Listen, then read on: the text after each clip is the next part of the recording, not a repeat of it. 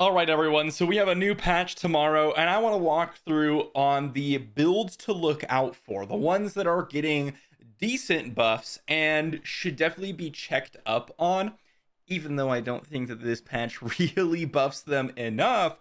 Well, these are the builds that you're going to want to be on the lookout for, or maybe even test yourself. But first, for today's sponsor. Omni Heroes is the perfect RPG to play while you're farming those dungeons. This mobile RPG has you fighting hordes of demons on your way to rescue the Valkyries. Formulate and strategize team comps with over 100 plus heroes with 3 different synergies. One of the coolest things about Omni Heroes are the 7 Valkyries. My personal favorite is Dorabella. She absolutely dishes out damage, and for a nice personal touch, my favorite title, she's known as the Brain of the Empire. But that's only the start, as Omni Heroes offers over 100 various different team comps you can put together to dominate your foes and even other players in the global PvP arena. And of course, it wouldn't be a great game without an auto feature. Power up day by day just by logging in with one tap.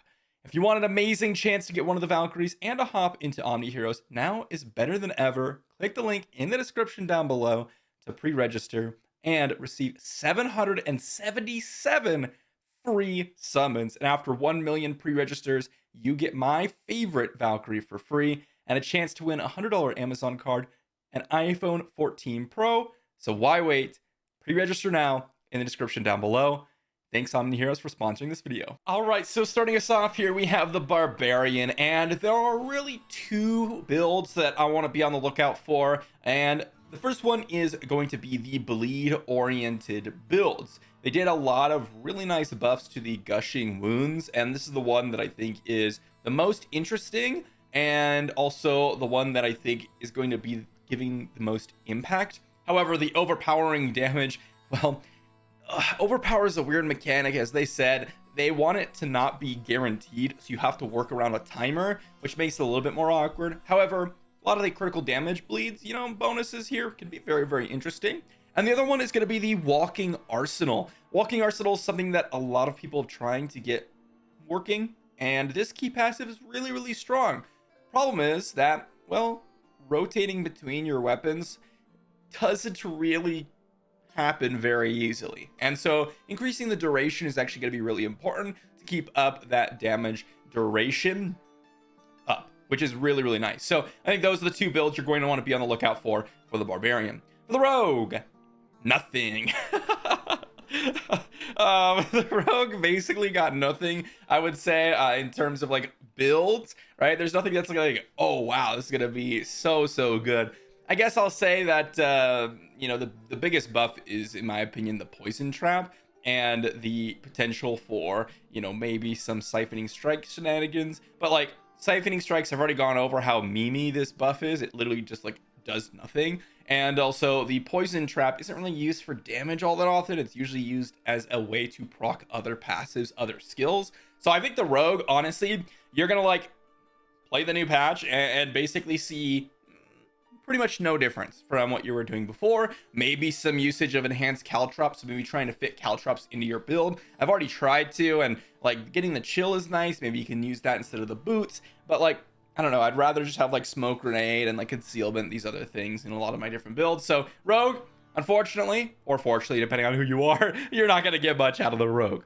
Druid. Okay, so this one's probably the coolest one, even though I think it's probably most likely one of the weaker ones. The big thing they're doing is to companions. So the damage is increasing quite a bit across the board for companions. I mean, you can see here the passive damage is all going up by almost 50% increase in passive damage. You can see like a 25% damage increase here. That's a very, very big increase compared to what it was before, okay? And that can mean a lot. There's also the spirit cost reductions, which generally just help all the builds, and spirit generation increasing. And to be honest, Druid doesn't need help. Out of all the classes here, they're like one of the strongest speed farming. They're the best end game class. Druid doesn't really need much, but some of the builds that needed a lot was the companion Druid. And I don't know if this is enough, but I do think you should be on the lookout for potentially pumping out a lot more damage out of the companion Druid. So if I were to try anything on the Druid, it would definitely be companions. and see if that really gives it some sort of viability. But I don't know. I think that Druid honestly is kind of in a similar spot to Rogue, where like their builds are already pretty good, where you're gonna need some big changes in order for us to get some big excitement going. Although, again, any small buff to a class that's already good can mean a lot. So just overall power increases from the Druid. Sorcerer, there's two builds here that are really, really important to note, similar to the Barbarian. The first one is going to be Fireball. So you get the Flickering Fireball, which just generates mana, period. You can see the Enhanced Fireball just increases its radius now. You got increased critical strike damage, which is really, really nice. And then as we go down into some of the Paragons and such, that's pretty good. A lot of like the Searing Heat Legendary node, you can increase your critical strike chance. That can be pretty impactful, right? They have a couple of the damage reduction buffs, but most importantly, I would say, is a lot of your like Aspect of 3 curses, for example, increase the critical strike damage of Fireball. This is now increased, you know.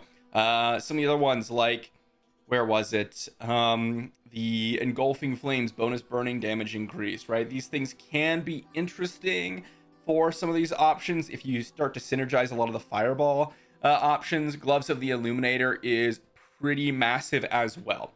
So this is going to be a pretty big buff. You're going to massively reduce the damage penalty on Fireball, which is pretty important. So I could see Fireball being a really, really interesting build now if you're hitting hard enough. But there's so many different buffs to consider that I think we really are just going to have to see it in game. Fireball was hitting like a wet noodle, and honestly, part of me still thinks that Fireball will still hit like a wet noodle, but we'll have to see when it's actually inside the game. The other one is going to be Chain Lightning. Now, Chain Lightning was already solid, but now, you know, they've gotten so many aspect buffs like extra mana, you know, you got your extra bounce increasing. They've also just buffed up the skills as well, like Greater Chain Lightning instead of just bouncing off of you whenever it just straight up bounces, which is pretty important. So I think Chain Lightning has some options to be even better. The difference between Chain Lightning and Fireball is that in this patch, Fireball got a lot more buffs, but Fireball was starting down here, and Chain Lightning was like a mid-tier build, right? So Fireball has a lot to climb up, and it might be able to do it. I doubt it, but Chain Lightning was already solid, so I think Chain Lightning is the one that I'd be more interested in looking out for as the patch goes live. Lastly, we have Necromancer, and I think the biggest thing to look out for is if you could abuse the aspect of exposed flesh on builds that are not bone builds. Before it was, you know, bone skills only, right? But now the ability to generate like so much additional essence on these other options like blood builds, or, you know, if you're running a summoner build or if you're running some shadow build, right? That extra essence generation could be very, very interesting. And I think that could be something that you could really see some power being forced into a lot of these other builds just due to their additional essence regeneration, which can be interesting. Not only that, but also it also buffs up Bone Spear quite a bit, because you have the corpse skills on the bar. You have also other options that aren't bone skills, and now this is going to work with them. So you could say arguably the two most important things to look out for the Necromancer are Bone Spear itself, which is kind of funny considering, you know, no one expected Bone Spear of all builds to be kind of buffed, but it kind of is. And then also just like in general, if someone can abuse the exposed flesh aspect in some of the builds. So I don't have a specific build that I'd be looking out for, I guess, besides Bone Spear, because I mean, honestly, like the Necromancer builds outside of the bone focus builds are a little bit mediocre comparatively to the rest of them. So without specific buffs, I'm just not seeing anything that's going to be really interesting. But, you know, again, that's kind of why this video exists, is we'll have to see, right? But those are going to be kind of the top two builds for each class. I say that lightly because, like, Rogue has nothing, Sorcerer and Barbarian are the ones that really only have the two builds that I'm looking out for, but Necromancer, Druid kind of have, like, pseudo two builds to look out for. But if anyone else has any kind of thoughts on this, let me know in the comment section down below. Thanks for watching, everyone. Hopefully you enjoyed, and I'll see you in a video tomorrow.